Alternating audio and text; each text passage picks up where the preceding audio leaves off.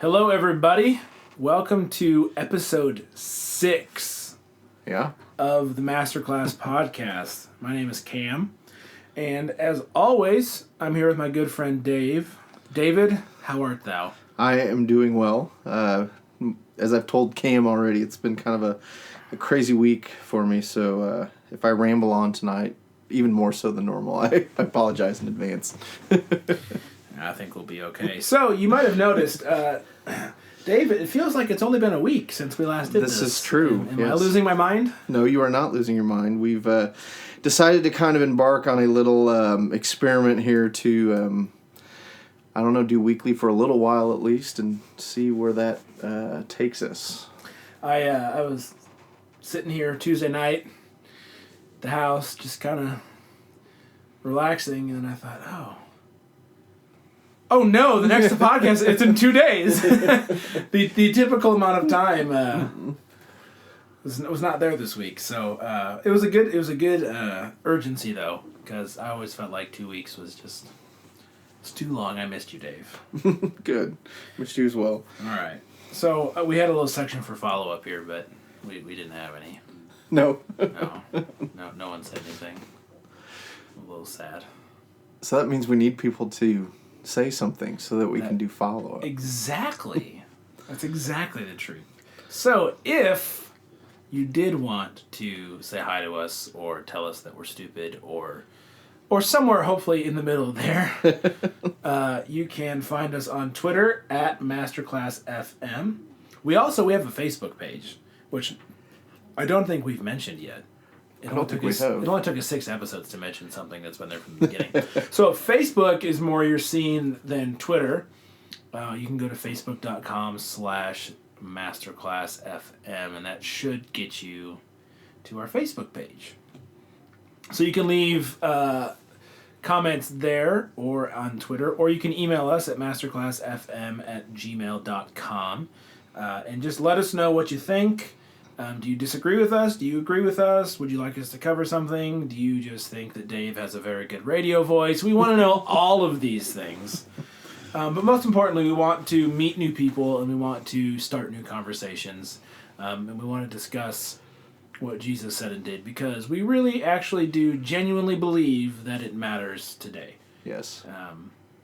And the more and more that I think about it, the more and more that I see what is happening in the world and in my own life, and the more that I read Scripture, I am just even more convinced that people really do need to know Jesus, even if they will never admit that.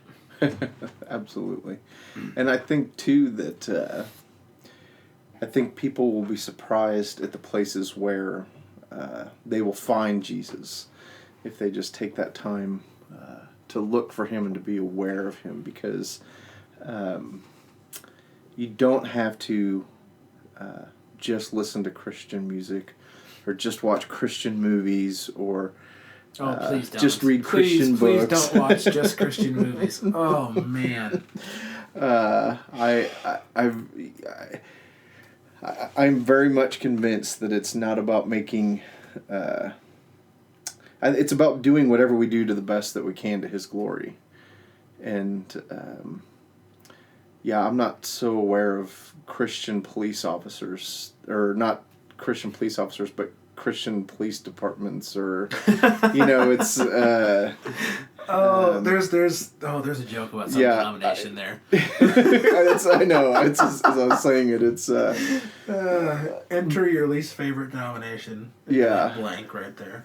And you don't have to be a pastor. You don't have to be working in the church. You can, whatever it is that you do in life. I suppose there might be some exceptions to that. That I think you can glorify God in whatever it is that you do.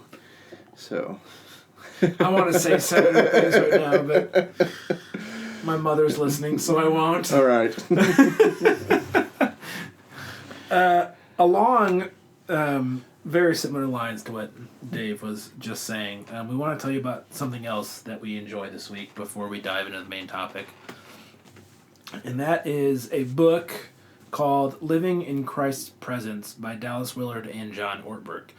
This is also available in audio. And while Dave and I are both very much fans of books, Yes. this audiobook is worth every single penny and then some. And it's not very expensive. I think it's like, you get an Audible for like $12 or $13, whatever. But the actual audio content of this book is Dallas and John taken directly from the conference from which this book sprang. Yes. And so it's not, nothing against actors that read audiobooks for a living. Like, good for them. I wish my voice sounded that good. I would do that all day. But this is actually Dallas and actually John speaking live at the conference. And it's so much better to actually hear them saying it live to a room full of people.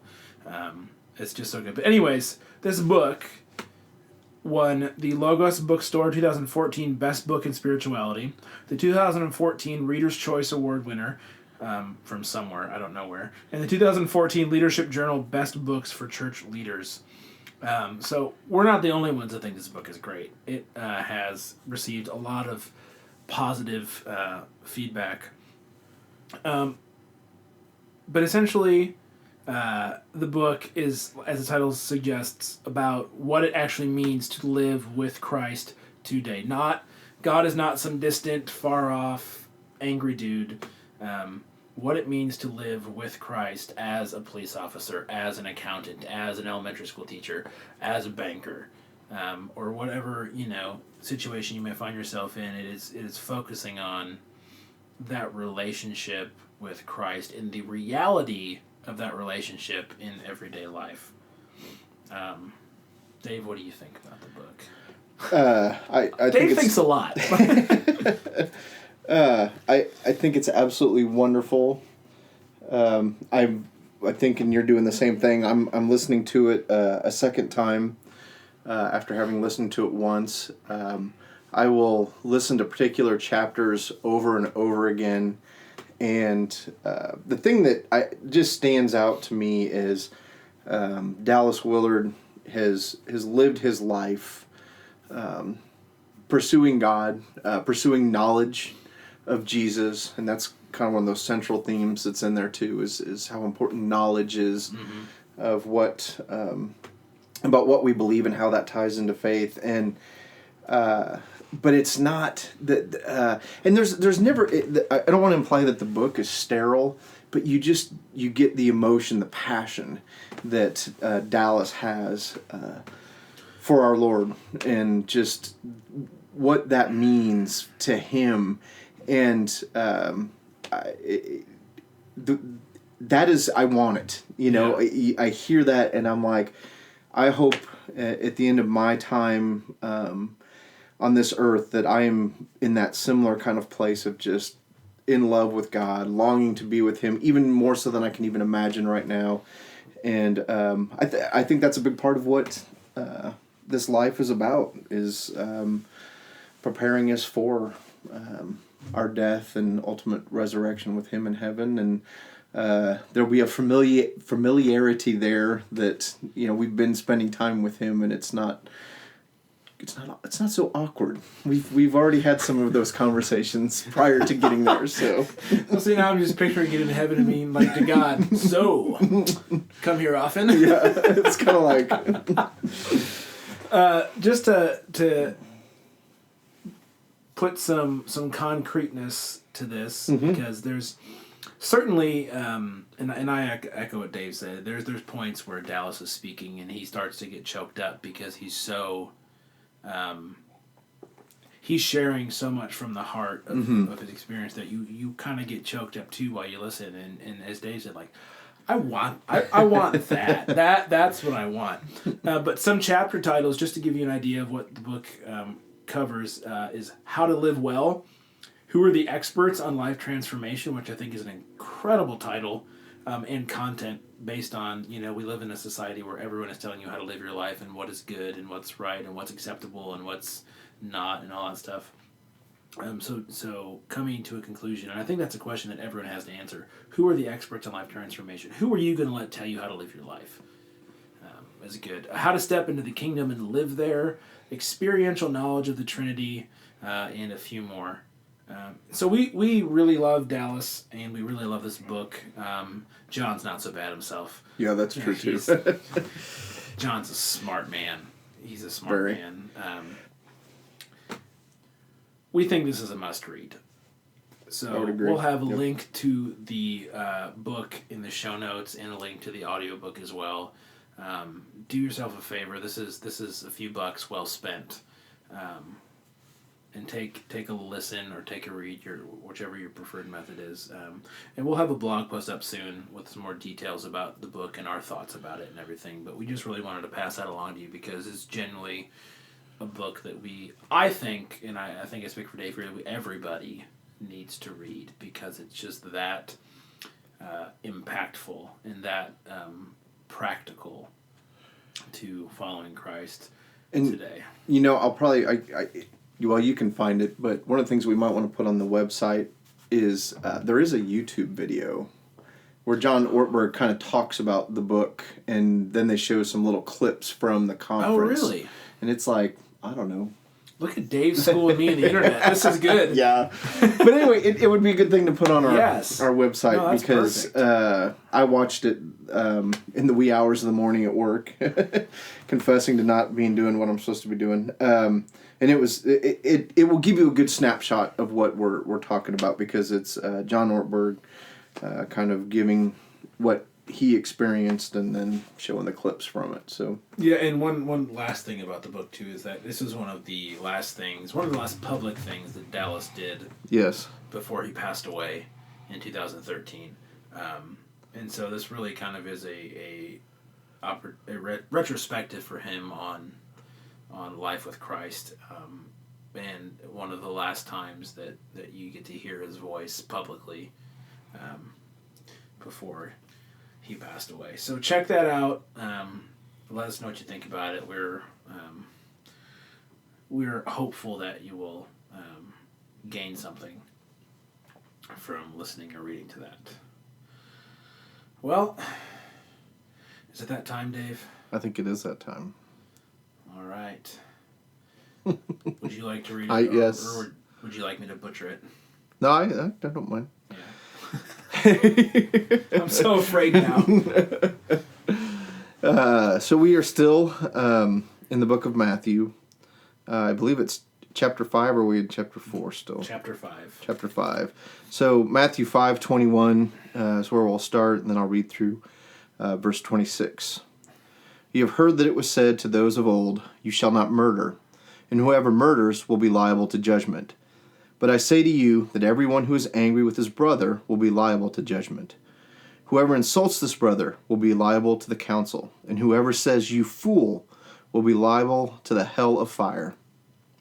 If you are offering your gift at the altar, and there remember that your brother has something against you, leave your gift there before the altar and go. First be reconciled to your brother, then come and offer your gift.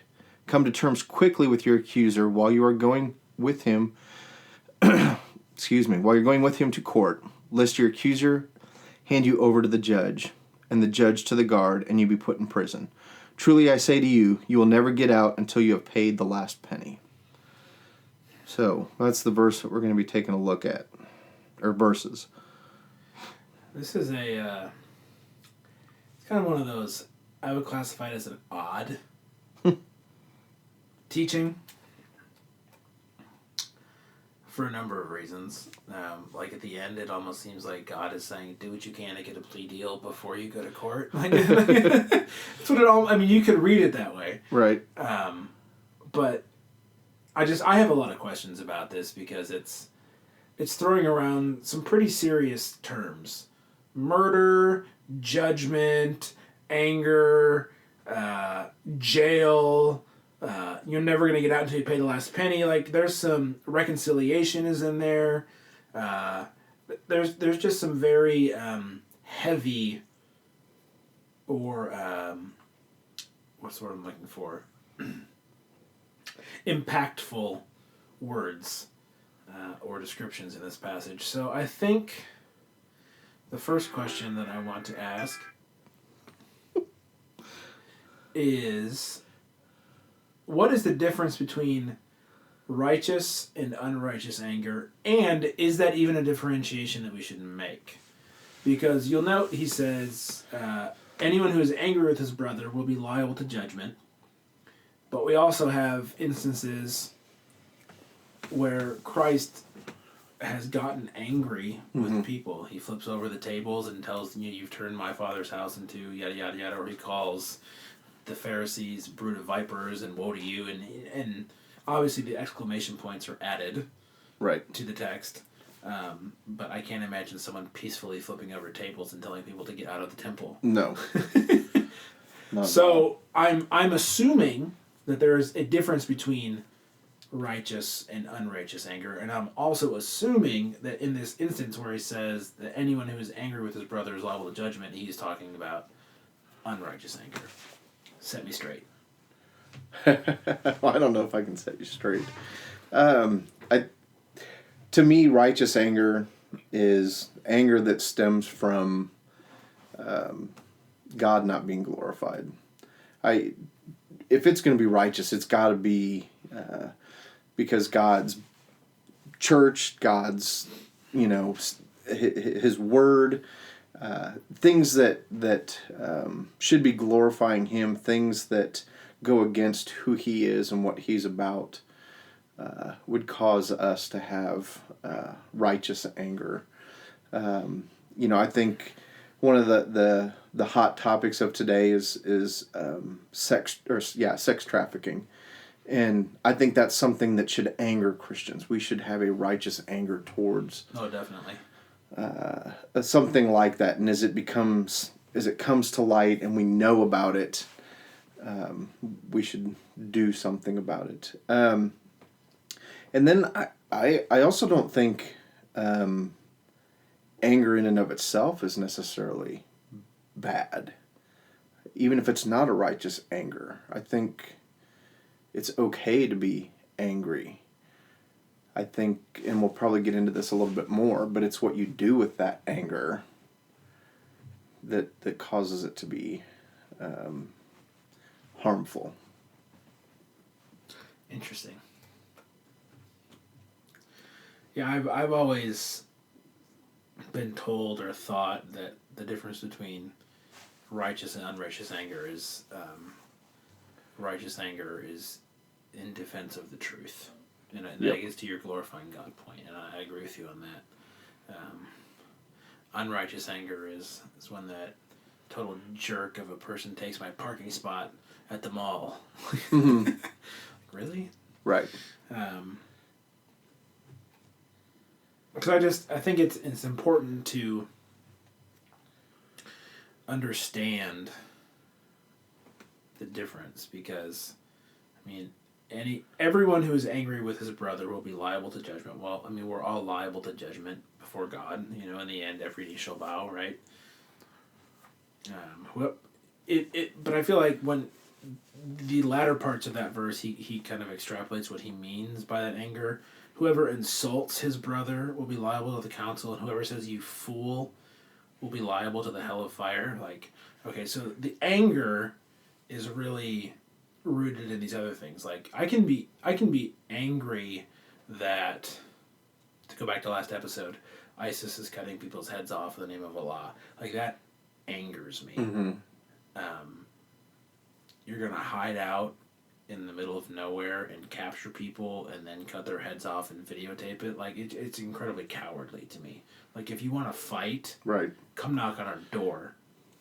And so I get angry about that because they're doing this in the name of, a God as a Christian I don't believe is real, and as a Christian in the name of a religion that I think is false, and it's obviously not honoring to God, and even most Muslims I would imagine would say it's not even honoring to Allah. It's just they're extremists for a reason. Yeah.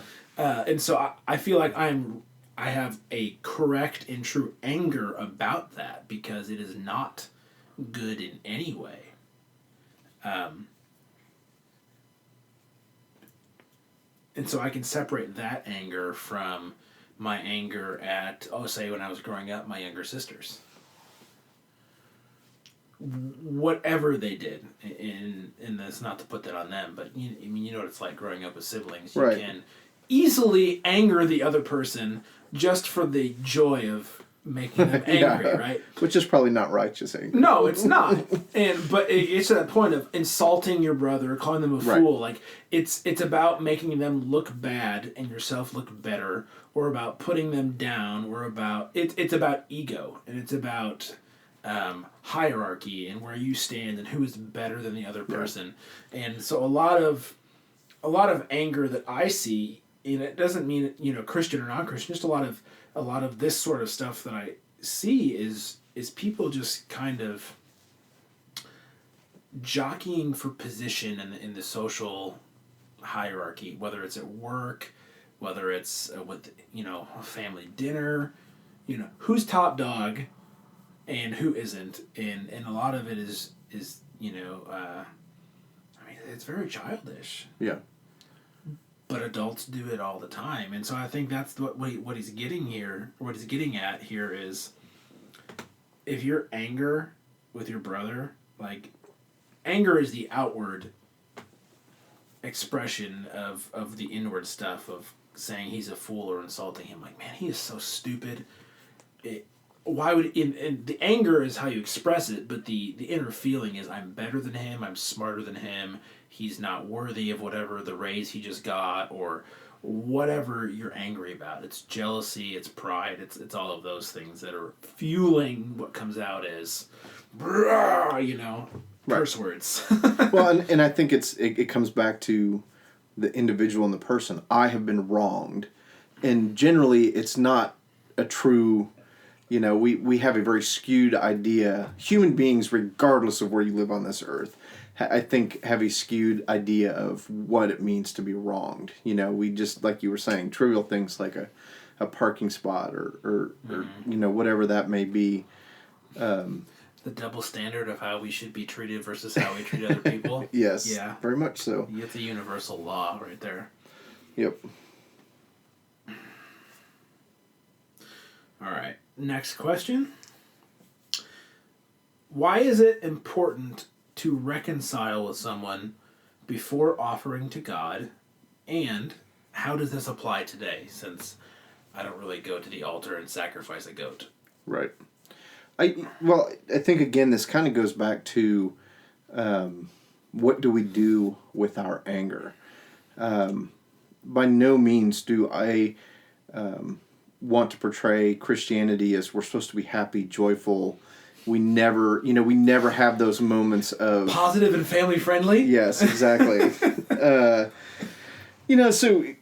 to be angry, I don't think is such a bad thing. I think it's acknowledging our being human, that we're broken. It's just. In fact, for me, one of the biggest things that I'm just trying to do is be honest with myself when I'm like disappointed about something or whatever. It's just kind of owning the feeling that I'm having, because if I can own it and express it in one form or another, generally it's pretty quick to deal with it or for it to go away and not be something that I dwell on. But in terms of this with the anger, reconciling quickly, it is avoiding that temptation to give somebody the middle finger or allow those curse words to come out, or to talk to, for me to come here and talk to you about something that I've got going on with somebody else and vent to you and tell my side of the story and make them look really bad so I feel good about themselves. How does this apply today? I don't know, because I think one of the things too is I don't think, you said we don't offer anything before God. I think there's an element of we don't completely understand what a serious moment that is or what's really going on there. Because, to walk away from the altar when making an offering to God would be the equivalent of it's your wedding day. And you're getting ready to get married and you're ready to say your vows and you suddenly remember, I'm angry with my ex-girlfriend, and before I commit to my new marriage with this woman, I need to go and make sure I'm reconciled with her. And so you literally leave the altar and say, okay, hang on with the wedding. Time out. I got to go find my ex and reconcile with her. Can you imagine? No. Oh, that would be horrible. And you so, wouldn't be getting married if you did that. Probably not. So, yeah, exactly. Because I mean, there's even another kind of parallel in that. You're choosing to go, instead of staying with the person that you love, wife or God, depending on, which parallel here, and you're choosing to go contact the enemy or the other person, the other one. And so, yeah, in the same way of leaving your bride at the altar to go reconcile with an ex-girlfriend, it's like leaving the altar from God to go reconcile with who it is that you need to reconcile with. And so, yeah, so I think there's that weightiness that we don't have a similar a ceremony that we do today on a regular basis. But that I do think it carries that kind of, in this particular story, that this piece of scripture is talking about a very, weighty ceremony, or I can't think of the word I'm looking for, that you would actually leave, that just doesn't seem logical to leave to go reconcile with somebody, which is, I believe, demonstrating the importance of this, even if it is, and I know this may not be popular to say, but even if there is some hyperbole involved with this story here of trying to get across the message of its importance. So I don't know, what do you think? What are some of the ways that... Because I didn't really answer the question. I just sort of danced around it there. Told you Dave was smart. Well, I think it's important. I think, and we see this over and over and over again, this idea of reconciliation, and we could talk for days about that. Right. But I think the reason I think it's important to reconcile with someone before offering to God is because now that we are post Christ, we may not have the sense of offering at the altar, sacrificing our animals or whatever. And while we don't have that, we do have an incredible sense of what reconciliation looks like. And so I think when we hear the term or read the term reconciliation in Scripture, automatically our mind should go to the cross. Yes. And so when he's saying, when you're before the altar and you remember that your brother has something against you, you've wronged somebody, you need to go reconcile with them, and you know what reconciliation looks like. You need to go right this relationship, because Christ died. Christ reconciled us to God so that we would have a right relationship. Yes. And so my thought here, and pretty much with all of reconciliation, is that the Old Testament folks, they didn't really have, they had the understanding of what it meant to sacrifice and to give, right, and to do that, and they didn't get to see the reconciliation part. Whereas we, on the other hand, we tithe and stuff, and that's great and that's wonderful, but it doesn't seem to be as impactful as cutting a cow in half. Right. That you don't forget seeing that. I've never seen it. I can only imagine. I feel like it's something I'm gonna wake up in the middle of the night thinking about. Right. But we have this great picture of what reconciliation is and what reconciliation does. And so I think how it applies to us today is, if ever and we could say before the altar with God, is you're in prayer, you're at church, you're reading your Bible, you're talking with a friend or your spouse, and you realize, oh man, I did this to such and such a person. That's your opportunity, because God is with us everywhere. God is pricking your conscience at that point, saying, you need to fix this. That's your opportunity to say, I know what reconciliation is like. I know what forgiveness is like, because I have been reconciled and I've been forgiven. I need to go extend that to the person that I've offended. Yes. Um, And that's so, and that's not easy. no, God, no. And here's the other thing about reconciling with somebody is you may not have wronged them. They may have wronged you. And I just specifically had a conversation with a friend where they had a falling out over some events that occurred, and I don't know if there was forgiveness or not in that initial falling out, and then they chose to go their separate ways. But this person was like, I missed that friendship, and I long for that person to be in my life. And so it was just this very real burden of, I didn't wrong her, she wronged me, but I want her back in my life. And so there was kind of that having to reach out to this person to reconcile based on being wronged by them. And then in doing so, and this is, I think, much of what Christ has done for us, is there's this knowledge of it could happen again. The very thing that I know I've forgiven them for and want to reconcile over, if I really want this person in my life, then there's this vulnerability of I'm not getting a guarantee that it's not going to happen again. Mm-hmm. And then there's even an element of sometimes we can one person versus a group of people or something like that. And in order for us to reconcile with this person that wronged us and truly give them that sort of, we want you back in your life and I'm going to forgive you and I'm going to accept all the kind of baggage and everything that goes with it.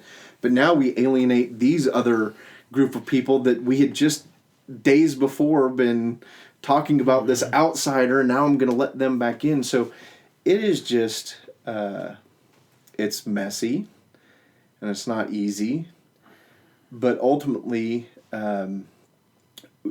if it's worth having that person in your life, or if it's worth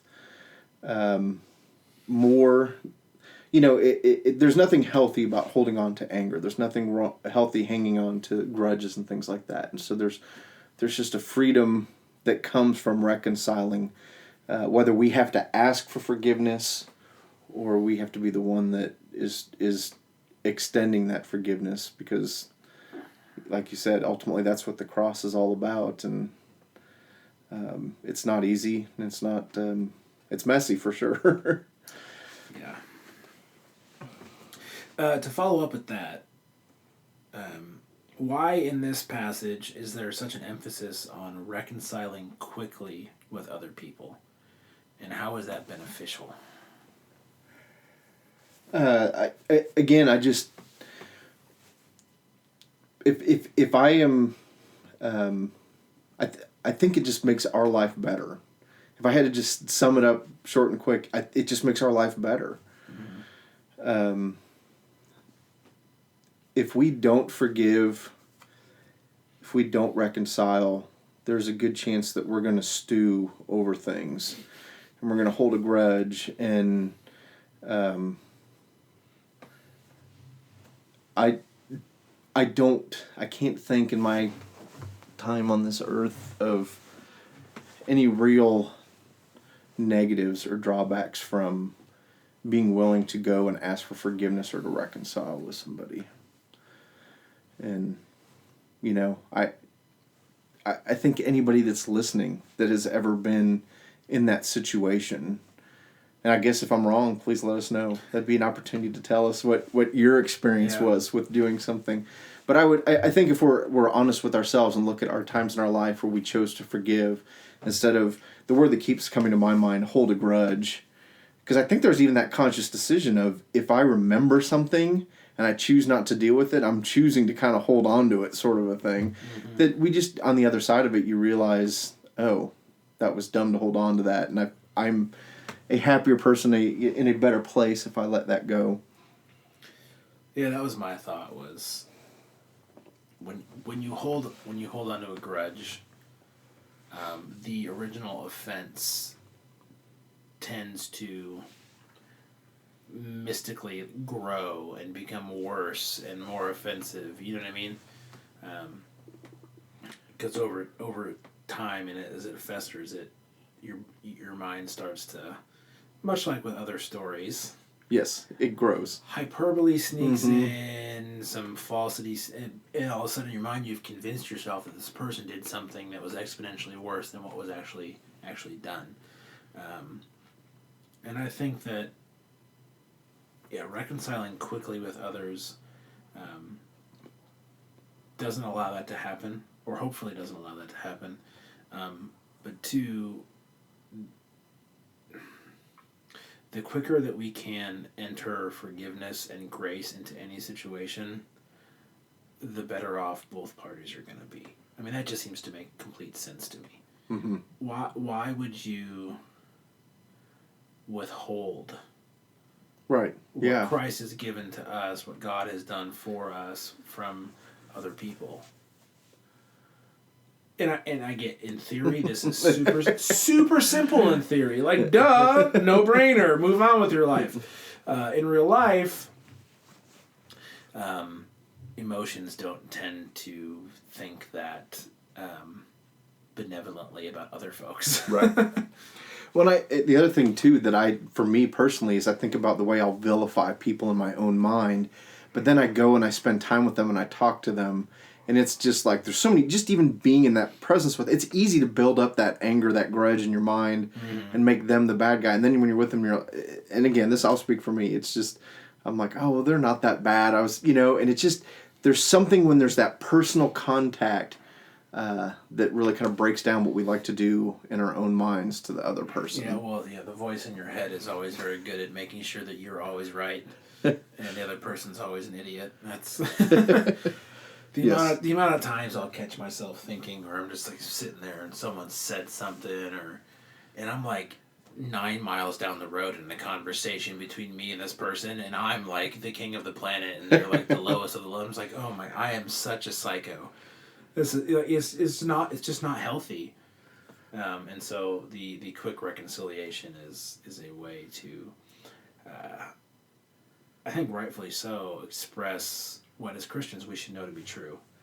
Yes. Forgiveness is available, grace and mercy are available, and if we truly believe what the Bible says, what Christ has done, then we need to be willing to give those, even to people that have wronged us, and as you said earlier, might do so again. Yes. But simple stuff, really. Mm-hmm.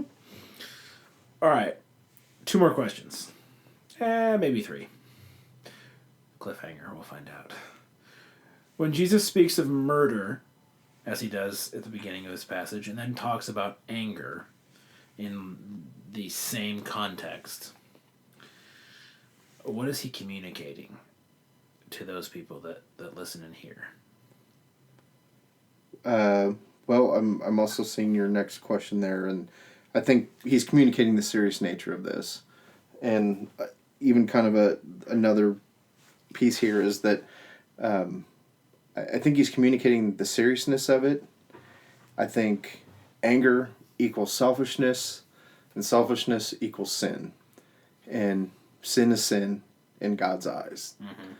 And it's hard for us to comprehend that, but that's the bottom line, is that sin is sin. And in particular, if I'm going to quantify this at all, I think anger reaches that level of what we've been talking about, in that we choose not to forgive. I mean, to be angry at somebody, you have to choose to not extend grace, to not forgive. And so, yeah, I think I'm going to try to make this a short answer. Anger is selfishness, and selfishness is sin, and that's why it is a serious matter that he is communicating here. Yeah, I would agree totally. I think, too, that as we continue down these and we get to anger and lust and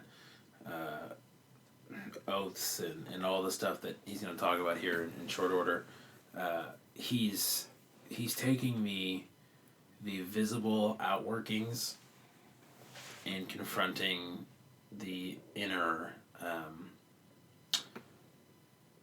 oh my gosh, I'm having total blank here. Symptoms. There we go. Gosh, I knew it was a medical term. But like when I was reading earlier today, later on in the Gospel of Matthew, and he's sitting there, and the Pharisees are giving him a hard enough time, and he's like, what's easier to do? To say that your sins are forgiven, or to say to get up and walk away?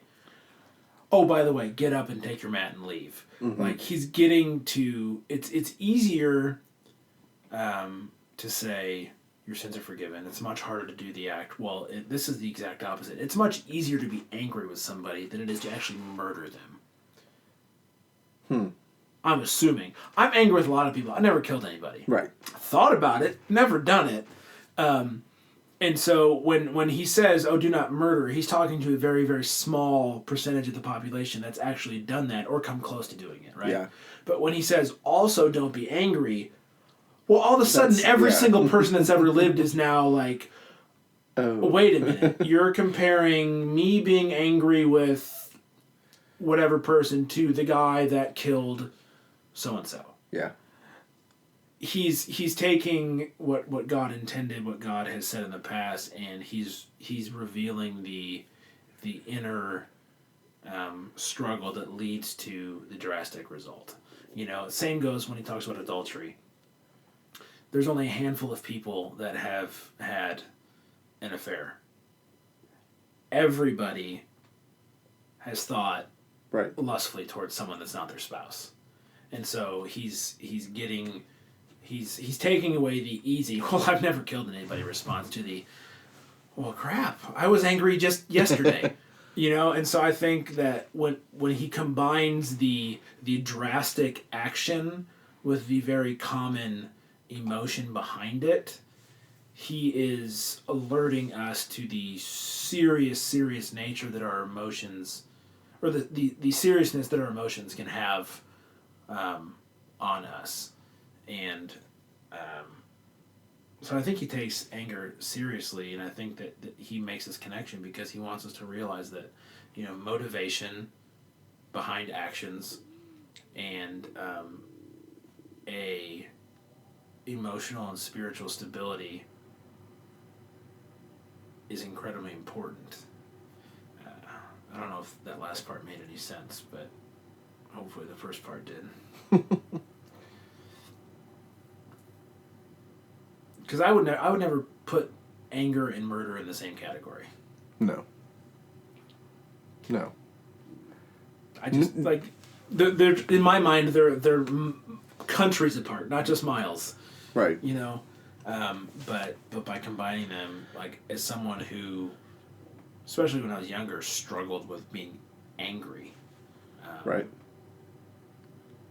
It's a reminder to me that my anger needs to be either righteous in defense of God or needs to be resolved, because that anger is going to fester and cause greater sin than has already occurred. So, I don't know. Last question. I feel like a good roundup is in order after my little ramble there. I thought I was making sense, and at the end I wasn't sure. So. Yes, you're making sense. Okay. What is this whole saying about murder and anger and reconciliation and all of the stuff that we've talked about so far? What is Jesus telling us about the importance he places on relationships between people and between God and people? Or am I just reaching for something here? No, I definitely think that. I mean, it's all about relationships, which I think we've said often here during our time together. Is that the context of any of this having any meaning behind it at all? There has to be a relationship. Not to get on a complete tangent, but I think that's why our God exists in three persons: the Father, Son, and Holy Spirit. Is that in eternity, long before man ever showed up on the scene, there was a relationship between those three persons in our Godhead. And I hope I'm not confusing people too terribly much, but before we even existed and God was in eternity, there was he could literally have a relationship with himself that had meaning to it. And they enjoyed each other, and they were in communion with each other. And so because of God being who he is, I think when he created us and designed what this earth was to be about, it was him walking in the garden with Adam and Eve. There was a relationship there, and then even the creation story of, he created Adam and spent all this time looking for a helper with Adam and wanting that Eve, that perfect companion, not just a good one, but that perfect companion. And so I think relationships are just central to the Christian faith and creation. And again, I think it kind of even, there's a disservice that we do to another human being by not forgiving them, by not reconciling with them. And it, just the parable of the debtor who was forgiven a whole bunch, and then when he had his opportunity to forgive somebody a little, he had him thrown into jail. It's so easy to get mad at that guy. So you read you're such what? No, why? Why are you that way? And you're like, oh, that's me, man. It's the whole is it Samuel or Nathan that approaches David and talks about the man that's taken the Nathan. Yeah, and then taking the lamb. He gets all indignant about it. Then he's like, "Oh, by the way, that's you." Yes.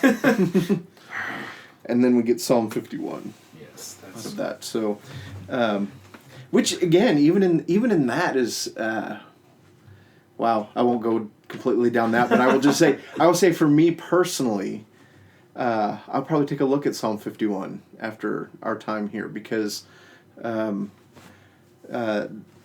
even in reconciling with our brother, in what King David did, referring to King David having his affair with Bathsheba, there's a real element of him saying, God, I've sinned against you and you alone. And when I read that, I'm like, what about... You had the dude killed, man! Speaking of murder. So... Yeah. I'm with you on that.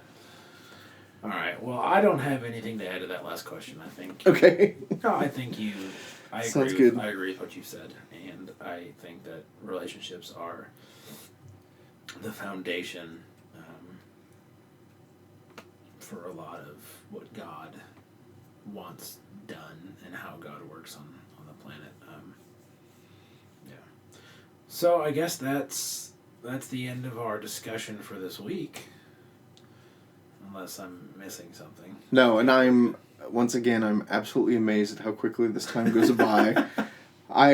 Who knows, for those of you who have tried to listen, maybe you never make it to this point because it doesn't go by quickly for you, but I just want anybody that is listening to know our sincerest heart is just that we hope we are, we're pointing you towards Christ, we're pointing you towards God, and that we are broken, fallible human beings ourselves, and Cam and I just get together and share our journey with each other, and just consider it a privilege to share that journey with you all. So I hope somebody somewhere out there is getting some benefit from this.